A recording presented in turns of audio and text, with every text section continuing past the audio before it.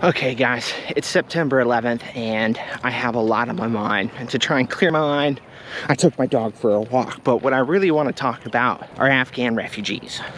Recently, the US brought over thousands of Afghan refugees, and some people have a negative perception of them.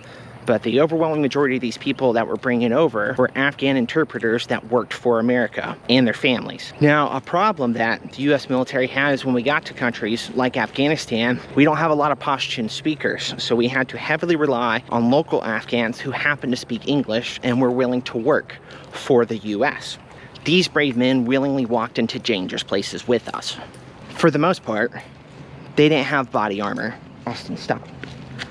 They didn't have weapons, they didn't have any kind of combat training.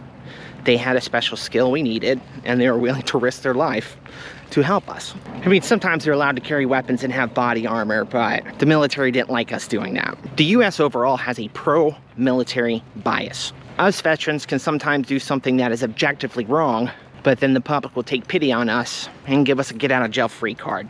They know because of experiencing war, we may be going through a hard time and acting out because of PTSD. As a combat veteran, I get free mental health care from the VA. These Afghan interpreters coming here, they don't get that. The deal the US government made with these Afghan interpreters was, you work with us for X amount of years, and then we'll fast track your citizenship and bring you over to the US. These Afghan interpreters are now thousands of miles away from their homeland. They're away from their extended family, like their parents, their aunts, their uncles, their grandparents, and in their culture, that extended family is extremely important. For a lot of these interpreters, they lost their country, they lost their family, and they lost all of their belongings.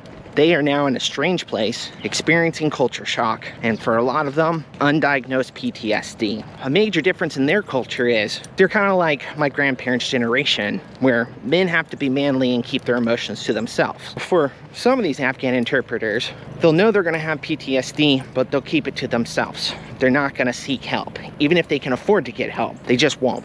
And this is why I'm worried about them. If anyone watching this video happens to cross paths with an Afghan, please give them the benefit of the doubt. If me being a combat veteran carries any sort of respect with you, I ask that you extend that same exact respect to these Afghan interpreters. They earned their place here, and I want this country to be everything that we promised them it was.